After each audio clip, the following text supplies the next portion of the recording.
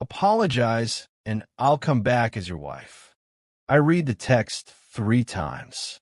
It wasn't because I didn't understand the message. I grasped it perfectly. I just couldn't believe she had the arrogance to send it.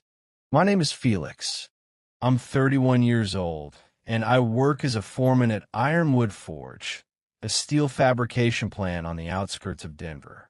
For the last 8 years, I've spent my time welding, cutting, and shaping metal into the structures that hold up bridges and buildings. I know how to build things that last. I truly believed I knew how to build a marriage, too. Brooke left me 4 months ago.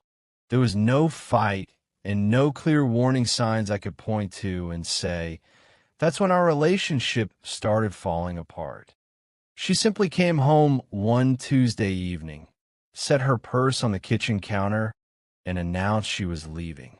She explained that her ex, some guy named Jordan she dated before we met, had reached out, and they had been talking.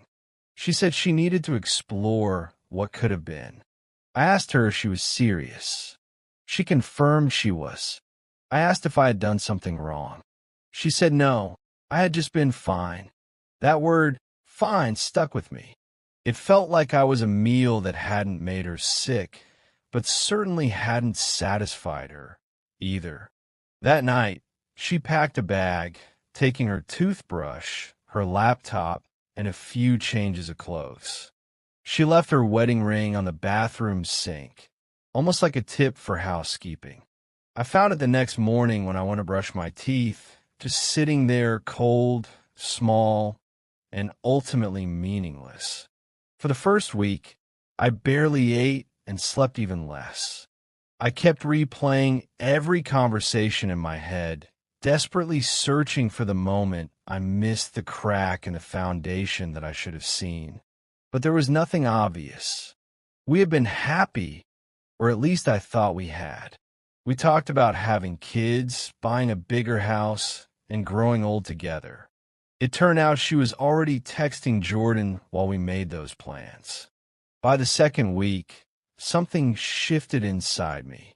The sadness didn't vanish, but it solidified into something else, perhaps acceptance, or maybe just pure exhaustion. I stopped checking my phone, hoping she would call. I stopped wondering what she was doing or who she was with. I went back to work. I welded beams, ate lunch with the crew, and came home to an empty house that slowly began to feel less like a crime scene and more like just a house. And then, 4 months later, that text arrived, apologize and I'll come back as your wife. I stared at it for a long time. Then I calmly set the phone down and finished my coffee. I didn't respond. Brooke and I originally met at a barbecue. My friend Lucas was hosting a housewarming party, and she showed up with a mutual friend I didn't recognize. We talked by the grill for about an hour. She laughed at my bad jokes, and I loved the way she tilted her head when she was listening intently. By the end of the night, I had her number, and by the end of the month, we were inseparable. We dated for 2 years before I proposed. She cried when I got down on one knee and said yes before I even finished asking the question. We had a small ceremony at a mountain lodge. Her parents were there, and my mom flew in from Florida. It was simple, it felt real, and I truly believed it was the beginning of something permanent. For 3 years, I believed that. I worked overtime to save for a down payment on a larger place. She often talked about wanting a garden and a room for a nursery someday. I pictured us 20 years down the road, sitting on a porch, watching future grandkids run across the lawn. I wasn't just building a life with her. I was building a future. She threw it away like it was nothing. The worst part wasn't the leaving itself. It was the calm, detached manner in which she did it, like she was simply returning a jacket that didn't fit right. No tears, no hosetaschen. She had already made up her mind before she walked through the door that night. I was the last person to know my marriage was over. After she left, I discovered small things that slowly added up. She had been talking to Jordan for months and had met up with him twice while I was working late. She told me she was visiting her sister. I believed her because I had no reason not to. That is what trust does. It makes you blind to the things you should see. I didn't confront her about it. What would have been the point? She was already gone, living in some apartment with a man she'd convinced herself was her real destiny. I wasn't going to chase her, and I wasn't going to beg. But that text, that single, arrogant message, told me everything about how she viewed me. She thought I was still waiting, still hoping, and still pathetic enough to apologize for something I didn't do, just to have her back. She was wrong. The day after receiving that text, I deleted her number. This wasn't done out of anger, but out of absolute clarity. I was finished pretending she was someone worth grieving over. The weeks following the text were strangely quiet. I expected to feel anger or bitterness, but mostly I just felt relief, as though I'd been holding my breath for 4 months and had finally been able to exhale. I started going out again, dinners with friends, drinks after work, and the occasional movie. Lucas kept inviting me to things, and I finally started saying yes instead of making excuses. Life wasn't perfect, but it was moving forward. That was enough. That's when Monica came back into my life. Monica had been Brooke's best friend since college. They had been inseparable, always texting and making plans. But after Brooke left, Monica reached out to me instead. She sent me a message saying she was sorry for what had happened and that she didn't agree with Brooke's actions. She said if I ever needed to talk, she was there. I didn't take her up on it immediately. It felt strange. She was Brooke's friend, not mine. However, a few weeks later, I ran into her at a coffee shop near my work. We talked for an hour, which stretched into 2. She asked how I was really doing, and for the first time, I told someone the unpolished truth. She listened without judgment. She didn't try to defend Brooke or explain her away. She just listened. After that, we started meeting up more often. Coffee turned into lunch, and lunch turned into dinner. I tried to tell myself we were just friends, that it didn't mean anything more. But somewhere along the way, the line blurred. Monica was different from Brooke in every way that mattered. She was direct and honest. When she said something, she meant it. There was no second guessing or hidden agenda. She laughed easily, spoke her mind, and didn't play games. And she was beautiful. I had always known that, but I hadn't allowed myself to notice it, not while I was married, and not while she was Brooke's friend. But now, sitting across from her at a restaurant in downtown Denver, I definitely noticed. One night, she came over to watch a movie. We sat on the couch, closer than we had ever sat before. Halfway through the film, she looked at me and asked if this was okay. I said yes. She kissed me. I didn't feel guilty. I didn't feel like I was betraying anyone. Brooke had made her choice and walked away. She didn't get to dictate what I did with my life after that. Monica started staying over, not every night, but often. It wasn't rushed or reckless. It was real. In the back of my mind, I knew Brooke would eventually show up. She wasn't the type to let things go quietly. She would want to see what she'd left behind, and she would want to ensure it was still waiting for her. I almost looked forward to it. She showed up on a Saturday. I was in the bedroom when I heard a car pull into the driveway. I glanced at the security monitor on my nightstand, a camera system I had installed after she left because the house felt too quiet and I wanted to know who was coming and going. The screen showed the silver sedan I recognized immediately, Brooke's car. She got out slowly, smoothing her hair and adjusting her jacket.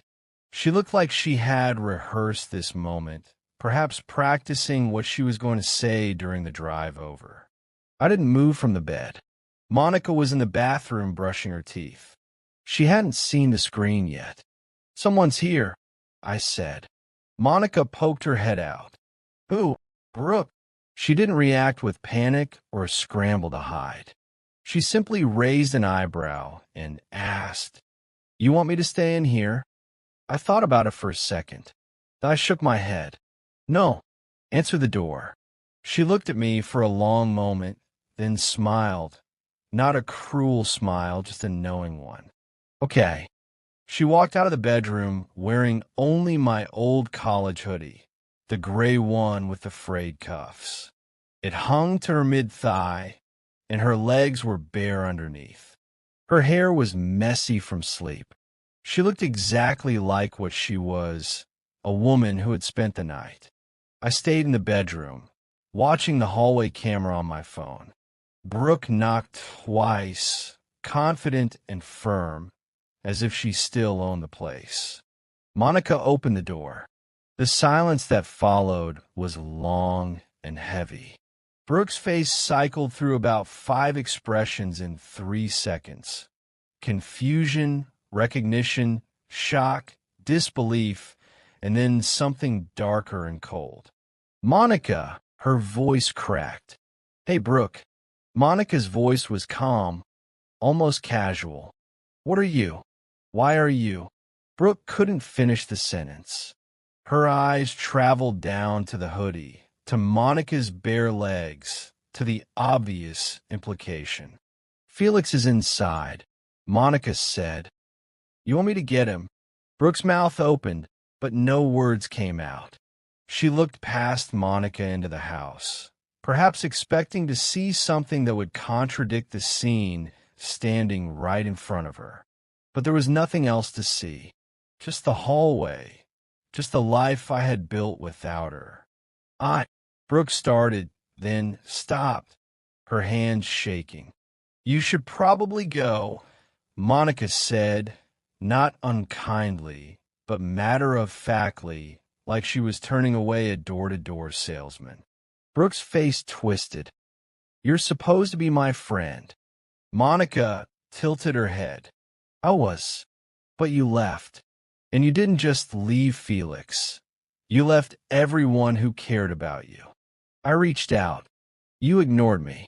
You were too busy playing house with Jordan to answer a single text. That's not. It is. You made your choice. So did I." I watched Brooke's shoulders drop, watched the confidence drain out of her like water from a cracked glass. She looked small standing on that porch, smaller than I had ever seen her. She turned and walked back to her car without another word. She didn't look back or slam the door. She just got in and drove away. Monica closed the front door and came back to the bedroom. She climbed onto the bed and curled up beside me. "You okay?" she asked. I nodded. "Yeah, I am, and I meant it." Over the next few days, I waited for the fallout. Texts, calls, some dramatic confrontation at my workplace, but nothing came. Brooke went completely silent. I later found out through a mutual friend that she had returned to Jordan's apartment that night, and they had a massive fight. Apparently, she had been telling him that she could go back to me whenever she wanted, that I was her backup plan, and that I would always take her back. Seeing Monica in my doorway shattered that illusion. Jordan didn't like being someone's second choice either. He kicked her out 3 days later. I won't pretend I didn't feel a grim satisfaction when I heard that news. I'm not proud of it, but I won't lie about it either. She had spent 4 months assuming I was frozen in place, waiting for her to decide she was done playing games. She had built her entire exit strategy around the belief that I would still be there when the adventure got boring. She was wrong. Monica and I didn't rush into anything. We didn't immediately label what we were doing or make grand declarations. We simply continued spending time together, talking, and being honest with each other in ways I had never been honest with Brooke. One night, about a week after Brooke showed up, Monica asked me a question I wasn't expecting. "Do you feel guilty?" I truly thought about it. "No," I said. "Should I?" She shrugged. "Some people would say I'm a terrible person for sleeping with my best friend's ex-husband, even though she left you. She made that choice." "I know, but still." I turned to look at her. "Do you feel guilty?" She met my eyes. "No. I spent years watching her take you for granted, watching her flirt with other guys at parties while you stood there pretending not to notice. I kept my mouth shut because she was my friend, but I always thought you deserved better. Why didn't you ever say anything?" "Because it wasn't my place. You were married. I wasn't going to be that person." She paused. "But you're not married anymore, and she's not my friend anymore. So here we are. Here we are." I reached over and took her hand. It felt natural and easy, like something that had been waiting to happen for a long time. "I don't regret this," I said. "Good. Neither do I." We sat in silence for a while after that. Not an awkward silence, but a comfortable one, the kind that doesn't need filling. I thought about Brooke, about the life we had planned, about the future I had imagined, and the one I was actually living now. They didn't look anything alike, but that wasn't a bad thing. Sometimes the life you end up with is better than the one you planned. I didn't know if Monica and I would last forever. I didn't know if we'd get married or have kids or grow old together. But I knew I was happier now than I had been in years. And I knew that Brooke's opinion didn't matter anymore. She'd made her choice. I'd made mine, and mine was better. A month passed, then two. Brooke tried reaching out once. A long email full of apologies, explanations, and thinly veiled accusations. She claimed I had humiliated her, that Monica had betrayed her, and that we had both destroyed something precious. I read it once and deleted it. I didn't respond. She had wanted me to apologize, to beg, to prove that I still valued her above everything else. Instead, she found out I had moved on, that her best friend had taken her place, and that the man she had left behind wasn't broken or waiting. He was thriving. That hurt her more than anything else could have. I heard updates through the grapevine over the following weeks. She had moved back in with her parents. Jordan had blocked her number. She was telling anyone who would listen that I had cheated on her, that Monica had stabbed her in the back, and that she was the victim in all of this. But nobody bought it. The people who knew us understood the truth. They had watched her walk away. They had seen me pick up the pieces, and they had seen her come crawling back only to find the door closed. Her reputation took a significant hit. Friends stopped returning her calls. Her sister told her she needed to take responsibility for her choices. Even her mother, who had always taken her side, started asking uncomfortable questions. Brooke had spent years believing she could do whatever she wanted, and everyone would just accept it. She had treated relationships like options she could exercise whenever it suited her. She had assumed loyalty was a one-way street, that people would always be there for her, no matter how she treated them. She was learning otherwise. Monica and I didn't talk about her much. There wasn't much point. She was part of my past now, not my present. And the present was good. We took a weekend trip to the mountains and stayed in a cabin not far from where Brooke and I had gotten married. I thought it might feel strange being that close to old memories, but it didn't. It just felt like a place, beautiful, quiet, and completely disconnected from anything that had happened before. Monica and I cooked dinner together, drank wine on the porch, watched the sun set behind the peaks, and talked about nothing in particular. "You seem different," she said at one point. "Different how?" "Lighter, like you're not carrying something anymore." I thought about that.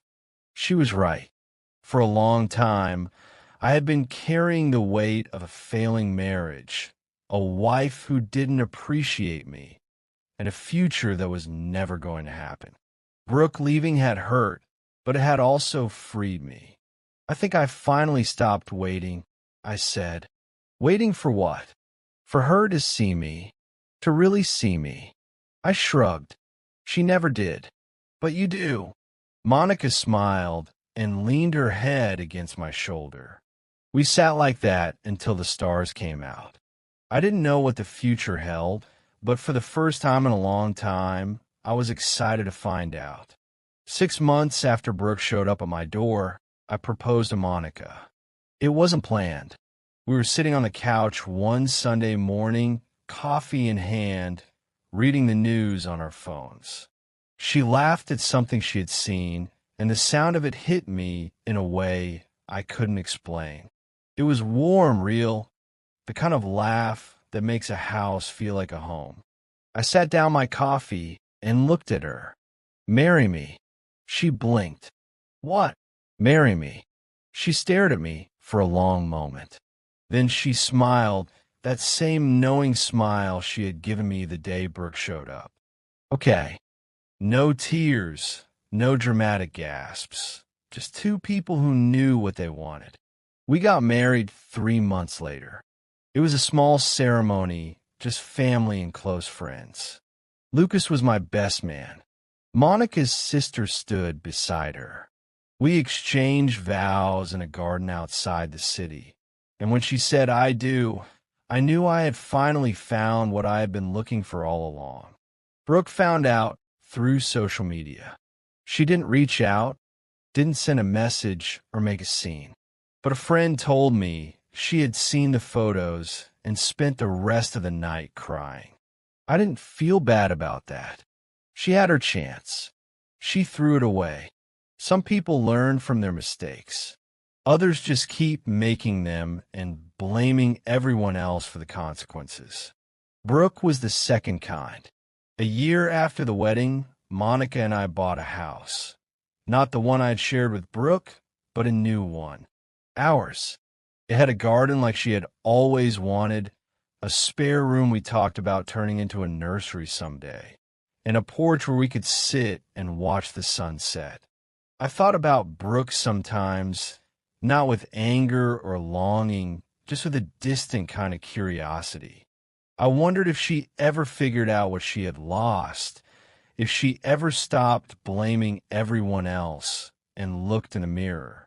I doubted it, but it wasn't my problem anymore. The last I heard, she was still living with her parents, still single, and still telling anyone who would listen that she had been wronged. But the audience for that story had gotten smaller and smaller. People moved on. They always do. As for Jordan, he had moved to another state and wanted nothing to do with her. The great romance she had thrown away her marriage for lasted less than 6 months. Monica and I celebrated our first anniversary with a quiet dinner at home. She made steak. I made a salad. We opened a bottle of wine and talked about the year behind us and the years ahead. "Any regrets?" she asked. I shook my head. "Not a single one." She smiled. "Good. Me neither." I looked around at the life we had built, the home, the partnership, the future stretching out in front of us. Brooke had thought she was the one with all the options. She had believed she could leave and come back whenever she wanted, that I would always be there as her safety net. But the net was gone, and I had never been happier. Some doors once closed stay closed forever, And that's exactly how it should be. For further videos, stay connected with Jake's, or even Gene, subscribe this channel.